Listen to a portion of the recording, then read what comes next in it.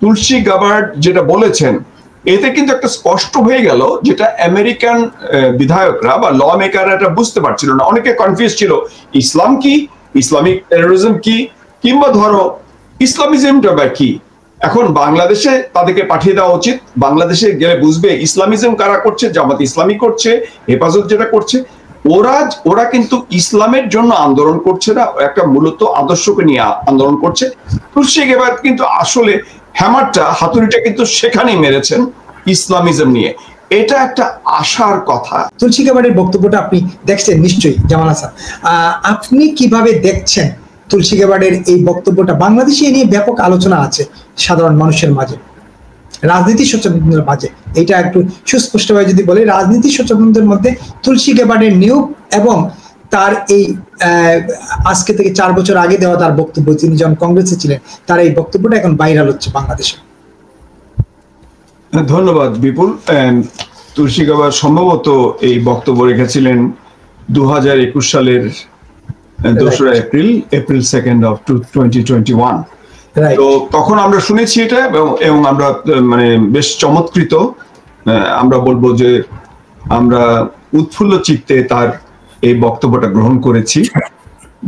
মানে কল্পনাই করতে পারিনি যে কোনো একজন সাংসদ বা কংগ্রেসম্যান বা ওম্যান, যুক্তরাষ্ট্র কংগ্রেসের কোনো একজন সদস্য এরকম বক্তব্য রাখবেন।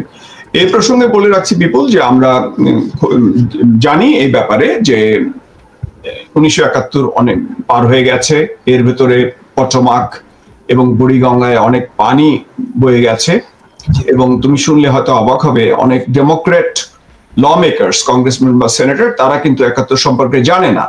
এবং আমার বন্ধু যারা কংগ্রেসে লবিং করেছিল, তারা বললো এই তো বছর 2 আগেও একজন ডেমোক্রেট দলীয় কংগ্রেস ম্যান আমার বন্ধুকে বলেছে, তোমরা কেন এই ধর্মীয় এই ব্যক্তিদেরকে ফাঁসি দিচ্ছ, অর্থাৎ জামাতিদের ফাঁসি দিচ্ছ কেন? এই যখন আমরা বিচার করছিলাম, বাংলাদেশ সরকার যখন বিচার করছিল, এবং যে বিচারে আমার পুরোপুরি সমর্থন ছিল, আমি বলছি এই যুদ্ধাপরাধীদের বিচার। তো সে ব্যাপারে কংগ্রেস ম্যানের অনীহা ছিল, কিন্তু তখন বুঝিয়ে দেওয়া হয়েছিল যে 71-এ কি হয়েছিল। সেই হিসেবে একজন ডেমোক্রেটিক কংগ্রেস ম্যান বা কংগ্রেস ওম্যান তুলসী গাবার্ড যখন এই বক্তব্যটা রাখলেন, সেটা কিন্তু ধোঁয়াটে যে ব্যাপারটা সেটা পরিষ্কার করে দিল। কারণ যুক্তরাষ্ট্র কংগ্রেস বা সেনেটে আমরা যারা প্রগতিশীল বাংলাদেশি আমেরিকান যারা আছি, বা যারা 71-এর পক্ষে কাজ করছি, তাদের কণ্ঠস্বর কিন্তু শোনা যায়নি। এটা আমাদের ব্যর্থতা, যেটা জামাত লবি করেছে। তুলসী গাবার্ড সম্পর্কে বলতে গেলে, আমি তাকে বহুদিন ধরে অনুসরণ করছিলাম, এবং আমি কিন্তু তখন আশাবাদী ছিলাম যে আস্তে আস্তে সে আমাদের চিন্তাধারার সাথে তার একটা যোগাযোগ ঘটে যাবে, বা তার আমাদের চিন্তাধারার কাছাকাছি আসবে, যেটা আমরা যারা সারা পৃথিবীতে কাজ করছি, মূলত দুটা জিনিস। একটা হচ্ছে ইসলামিজম বা পলিটিক্যাল ইসলামের বিরুদ্ধে লড়াই, আরেকটা হচ্ছে জিহাদের বিরুদ্ধে লড়াই। তো তুলসী গাবার্ড 2023 সালের ডিসেম্বরের 1 তারিখে যা বলেছেন সেটা খুবই গুরুত্বপূর্ণ। উনি ছিলেন প্রথম ইউএস কংগ্রেসের কিন্তু এটা মনে রাখতে হবে, এবং তার পূর্বপুরুষ বা বাবা মা ছিল সামোয়া বংশোদ্ভূত। মনে রাখবে, এটা হাওয়াইয়ের সামোয়াদের চেহারার সাথে কিন্তু তোমার আমার চেহারা কিছুটা মিল থাকতে পারে, কারণ এরা ঠিক পুরোপুরি সাদা শ্বেতাঙ্গ নয়, এবং এই জন্য তুলসীকে দেখলে অনেকে হয়তো মনে করতে পারে ভারতীয় বংশোদ্ভূত। আসলে তিনি হাওয়াইয়ের সামোয়া জাতিগোষ্ঠীর একজন আর কি সদস্য।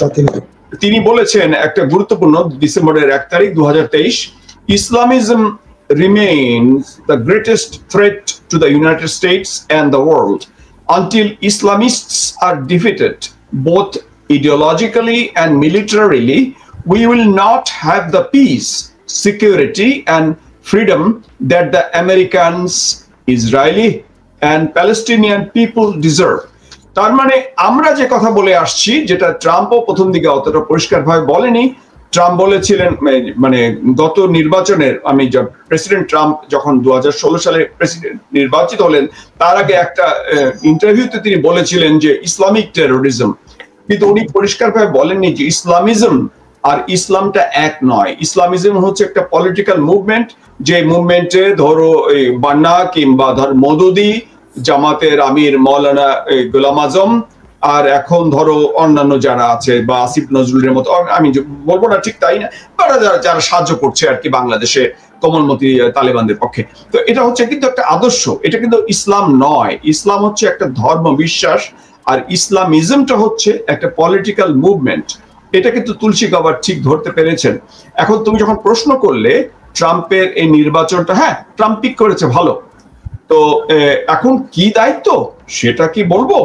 তিনি ন্যাশনাল ইন্টেলিজেন্সের দায়িত্ব নিচ্ছেন, সেখানে কোন গোষ্ঠী কোন সংগঠনগুলোর তিনি দায়িত্ব নেবেন, তিনি ওভারসি করবেন বা সুপারভাইজ করবেন সেন্ট্রাল ইন্টেলিজেন্স এজেন্সি বা সিআইএ। এটা সারা পৃথিবীতে নজরদারি করে আমেরিকার পক্ষে। এফবিআই মূলত অভ্যন্তরীণ ব্যাপারটা দেখে, নিরাপত্তার ব্যাপারটা, ফেডারেল ব্যুরো অফ ইনভেস্টিগেশন। আর এনএসএ ন্যাশনাল সিকিউরিটি এজেন্সি, যেটা যার অফিসটা আমার বাসা থেকে খুব বেশি দূরে না, তাদের আড়িপাতার যন্ত্র সারা পৃথিবীতে ইনক্লুডিং অস্ট্রেলিয়া, এবং তারা সারা পৃথিবীর যত গ্লোবাল ট্রান্সমিশন হয় সেগুলো পিক আপ করে। এনএসএ কিন্তু সারা বিশ্বব্যাপী বলতে গেলে এখন চাঁদেও পৌঁছে গেছে হয়তোবা। এখন তার তিনি দেখবেন বাজেট কত, 73 বিলিয়ন ইউএস ডলারের বাজেট তিনি দেখবেন। আর তিনি সব মিলিয়ে 18টা ইন্টেলিজেন্স এজেন্সির দেখভাল করবেন। এই 18টার মধ্যে বললামই তো, সিআইএ, এফবিআই, এনএসএ, এছাড়াও আছে ডিআইএ, আরো যে কত কিছু আছে, 18টা ইন্টেলিজেন্স এজেন্সি। তো সিআইএ বাজেট জানিয়ে দিচ্ছি এবছরে হচ্ছে 3.2 billion US dollar, national security agency NSA এর হচ্ছে 3.6 বিলিয়ন, আর এফবিআই এর হচ্ছে 11.3 বিলিয়ন ইউএস ডলার, আর ডিআইএ বা ডিফেন্স ইন্টেলিজেন্স এজেন্সি যেটা মিলিটারি নিয়ে কাজ করছে, সেটা হচ্ছে 28.2 বিলিয়ন ইউএস ডলার। এখন ব্যাপারটা হচ্ছে তুলসী গাবার্ড যেটা বলেছেন, এতে কিন্তু একটা স্পষ্ট হয়ে গেল, যেটা আমেরিকান বিধায়করা বা ল মেকাররা এটা বুঝতে পারছিল না। অনেকে কনফিউজ ছিল, ইসলাম কি, ইসলামিক টেরোরিজম কি, কিংবা ধরো ইসলামিজমটা বা কি। এখন বাংলাদেশে তাদেরকে পাঠিয়ে দেওয়া উচিত, বাংলাদেশে গেলে বুঝবে ইসলামিজম কারা করছে, জামাত ইসলামী করছে, হেফাজত যেটা করছে। ওরা কিন্তু ইসলামের জন্য আন্দোলন করছে না, একটা মূলত আদর্শকে নিয়ে আন্দোলন করছে। তুলসী গাবার্ড কিন্তু আসলে হ্যামারটা, হাতুড়িটা কিন্তু সেখানেই মেরেছেন, ইসলামিজম নিয়ে। এটা একটা আশার কথা। এই হচ্ছে আমার একটা বক্তব্য, একদম অসম্ভব একটা আশার আলো দেখতে পাচ্ছি। আমি একটু আপনাকে বলি, তুলসী গাবার্ড ওই বক্তব্যে 2021 সালে যেটা আপনি বলছিলেন আল জাজিরাকে দেওয়া ইন্টারভিউ, তিনি বলছিলেন এই গণহত্যা 10 মাস ধরে চলতে থাকে, মানে বাংলাদেশের মুক্তিযুদ্ধ 9 মাস চলছিল, 10 মাস বলছেন, 10 মাস ধরে চলতে থাকে, যার ফলে 20 থেকে 30 লক্ষ মানুষ নিহত হয়, লক্ষাধিক নারী ও কিশোরীকে ধর্ষণ করা হয়, এবং 1 কোটির বেশি মানুষ তাদের বাড়িঘর ছেড়ে পালিয়ে যেতে বাধ্য হয়। ঠিক আছে, তারপরে মার্কিন সিনেটর টেড কেনেডি সেই সময় বাংলাদেশি উদ্বাস্তুদের সাথে দেখা করতে গিয়েছিলেন, এবং দেখা করতে গিয়ে বলেছিলেন 25শে মার্চ রাতে পাকিস্তানি সেনাবাহিনীর দ্বারা পরিচালিত পদ্ধতিগত সন্ত্রাস এবং গণহত্যার চেয়ে স্পষ্ট আর কিছুই নেই। তিনি আরো অনেক কথা বলেছেন। তিনি এক জায়গায় বলেছেন যে বাংলাদেশের জনসংখ্যার প্রায় 33% ছিল হিন্দু ধর্মাবলম্বী। হিন্দুদের লক্ষ্য করে এই অবিরাম আক্রমণের কারণে আজ বাংলাদেশে জনসংখ্যার 8% হিন্দু। এই যে মনে করেন তিনি বলছেন যে এই হিন্দুদের উপর অত্যাচার, তিনি তার মানে বাংলাদেশ সম্পর্কে তিনি অগাধ তত্ত্বপত্র রাখেন। এটা তো আমি লক্ষ্য করেছি। কেন, এছাড়াও তিনি কিন্তু আরেকটা জিনিস উল্লেখ করেছেন এই বক্তব্যে। তিনি বলেছেন সেকুলার অথরিটারিয়ান অথরিটিজ, যে যাকে তিনি একেবারে নাকচ করে দেননি। আমরা জানি সিরিয়াতে বাশার আল আসাদ সেকুলার অথরিটি আছে, আর যেমন ধরো সাদ্দাম হোসেন ছিলেন সেকুলার। ইরাকে আমরা যাকে উৎখাত করলাম এবং করে হয়তো এখন পস্তাচ্ছি, কারণ সেখানে হয়ে গেছে একটা শিয়া ধর্মান্ধ দেশ ইরাক। তো ব্যাপারটা হচ্ছে তিনি কিন্তু এই খালি বাংলাদেশ নয়, তিনি বিভিন্ন দেশে নন মুসলিম, যারা অমুসলিমদের যে সংখ্যা কমে যাচ্ছে সেটা তিনি বলেছেন ইরাক, সিরিয়া, আফগানিস্তান। এছাড়া তুমি বোধহয় জানো বিপুল, লেবাননে এই ধরো 1956 দিকে বোধহয় 50-এর বেশি শতাংশ ছিল খ্রিস্টান, কিন্তু লেবাননে পরবর্তীতে প্যালেস্টিনিয়ানরা আসলো, লেবাননেও কিন্তু এখন বোধহয় 30% বোধহয় খ্রিস্টান। তো ব্যাপারটা হচ্ছে তুলসী কাবাড কিন্তু মূলত বিভিন্ন মুসলিম প্রধান দেশগুলোতে নন মুসলিমদের সংখ্যা কমে যাওয়ার ব্যাপারটাও কিন্তু উল্লেখ করেছেন এই বক্তব্যে। তো আপনার কি মনে হচ্ছে, তার মানে আপনি তো পুরো বিশ্বের কথাই বললেন, আমরা যেহেতু বলছিলাম যে তুলসী গাবাড নিয়ে বাংলাদেশে ব্যাপক আলোচনা হচ্ছে এবং তার এই বক্তব্যকে অনেকেই সাধুবাদও জানাচ্ছেন, আবার কেউ কেউ মনে করতেছেন যে এটা ইউনূস সরকারের জন্য এক ধরনের থ্রেট হতে পারে। আপনার কি মনে হয় আসলে তুলসী গাবাড কোনো প্রভাব বিস্তার করবেন কিনা বাংলাদেশের এই সংখ্যালঘুদের নির্যাতন বা রাজনৈতিক অস্থিরতার বিষয়ে?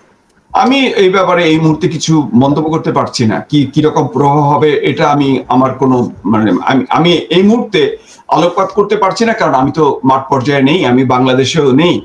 তো আমি এখান থেকে যেটা বুঝতে পারছি যে সেটা হচ্ছে যুক্তরাষ্ট্র কংগ্রেস এখন মূলত তুমি যদি বলো দ্বিপাক্ষিক ক্ষমতার ব্যাপার, যেটা এক্সিকিউটিভ ব্রাঞ্চ, লেজিসলেটিভ ব্রাঞ্চ, এখন ঐতিহাসিকভাবে ডোনাল্ড ট্রাম্প অত্যন্ত ভাগ্যবান। ডোনাল্ড ট্রাম্প কিন্তু পেয়ে গেছেন কংগ্রেস এবং সেনেট, যেটা বাইডেনও পায়নি। কংগ্রেস সেনেট যদি অন্য পক্ষের হয়, হোয়াইট হাউসের বিপক্ষে হয়, তাহলে টানাটানি পড়ে, যেটা বাইডেনও পড়েছিল এবং ওবামাও কিন্তু কিছুটা অনুভব করেছিলেন।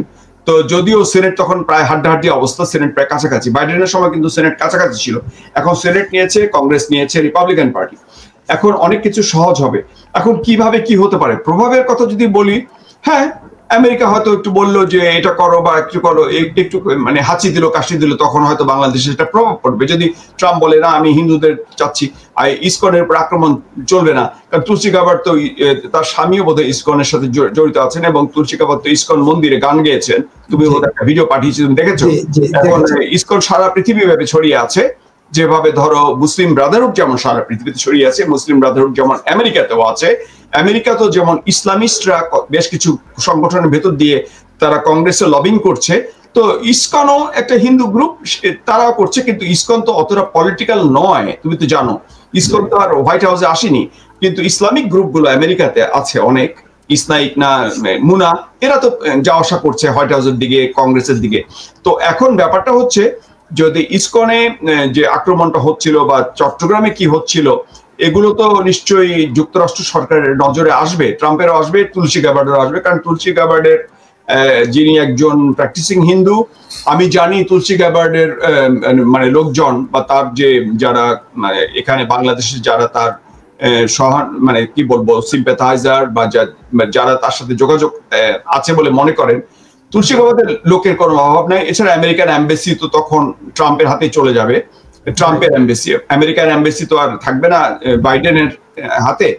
এখন মানে তুলসী গাবার্ডের কাছে আরো খবর আসবে হিন্দুদের উপর অত্যাচার কি হচ্ছে না হচ্ছে। তো আমি তো বলেই দিলাম যে কি পরিষ্কার একদম।